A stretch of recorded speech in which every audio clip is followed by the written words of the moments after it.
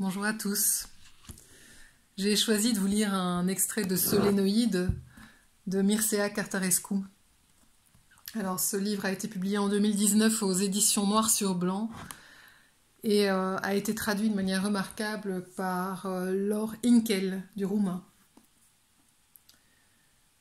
J'ai rarement lu, sur près de 800 pages, une représentation aussi forte des différentes strates d'un imaginaire en construction.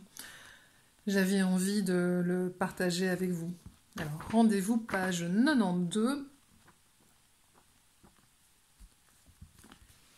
On y va.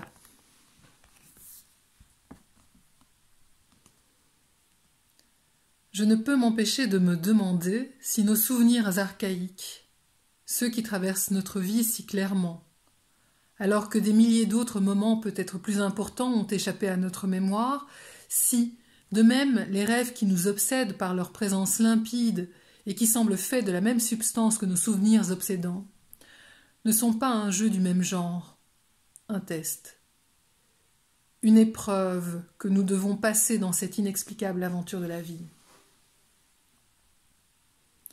Peut-être le battement de notre cœur n'est-il que le métronome qui mesure le temps à notre disposition pour découvrir la réponse. Peut-être sommes-nous bien à plaindre si nous arrivons au dernier battement sans avoir rien compris de l'immense puzzle dans lequel nous vivons.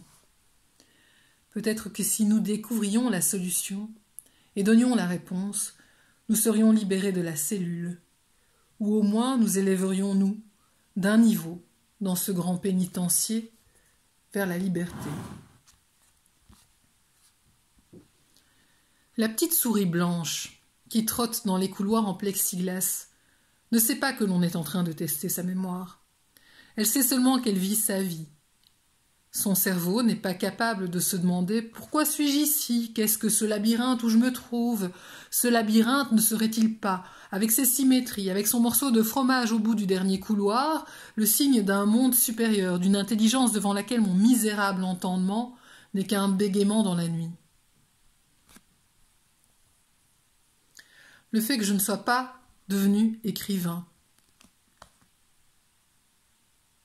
le fait que je ne sois rien, que je n'ai aucune importance dans le monde extérieur, que rien de lui ne m'intéresse, que je n'ai pas d'ambition, ni de besoin, que je ne me leurre pas moi-même en dessinant avec sensibilité et talent sur les murs lisses du labyrinthe des portes qui ne s'ouvriront jamais, me donne une chance unique, ou peut-être la chance de tous ceux qui sont seuls et oubliés, celle d'explorer les vestiges étranges de mon propre cerveau, tels qu'ils m'apparaissent au fil interminable des soirées où, dans l'ombre qui descend progressivement sur ma chambre silencieuse, mon cerveau se lève, comme la lune, et rayonne avec de plus en plus de force.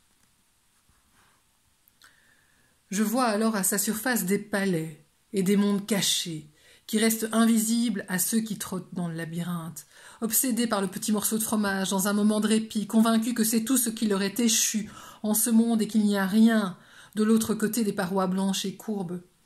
Je me demande combien d'hommes seuls et insignifiants, combien de fonctionnaires et combien de mécaniciens, de trames, combien de femmes malheureuses et endeuillées sans fortune ni titre universitaire, sans pouvoir ni espoir, sont en ces crépuscules d'automne à creuser le sol gras, plein de chrysalides et de vers de terre, trépidant du piétinement des taupes le long de leurs tunnels. Depuis la rentrée 1973, depuis mes 17 ans, ma vie est doublée d'un capitonnage de papier qui n'a pas eu, jusqu'à présent, plus d'importance à mes yeux que n'en ont pour le clochard les feuilles éparses des quotidiens dans lesquels il s'enroule pour avoir moins froid. Voilà. À bientôt.